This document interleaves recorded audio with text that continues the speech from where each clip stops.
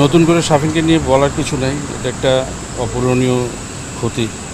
আমি জানি আমার হয়তো একটা অংশ চলে গেল, কারণ ছোটোবেলা থেকে একেবারে একসাথে সব কিছু হয়েছে, পরে তারপরে অনেক কিছু হয়েছে, বাট তারপরে আমার ভাই।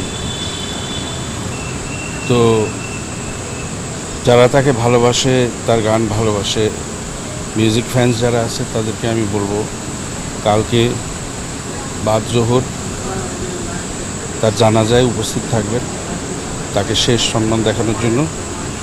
এবং এরপর তার দাফন হবে।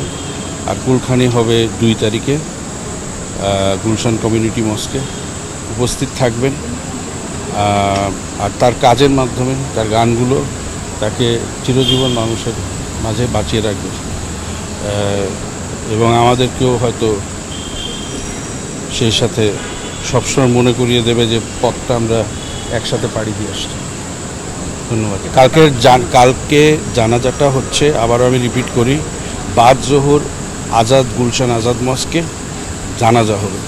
জানাজা উপস্থিত থাকবেন এবং তারপরে দাফন হবে বনানী কবরস্থানে, আমার মা বাবার কবরের সাথে।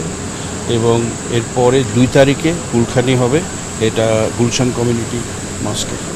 মানে আলাদা সম্মাননা দেওয়ার জন্য, শিল্পীদের দেওয়ার জন্য কি কোথাও নেওয়া হবে এমন কোনো? না, কোথাও নেওয়ার কোনো স্কোপ নাই, বিকজ যেহেতু এটার পেপার প্রসেস করে এর মধ্যে আবার বিদেশে তো উইকেন্ড থাকে, তো সেখানেও 2 দিন চলে গেছে।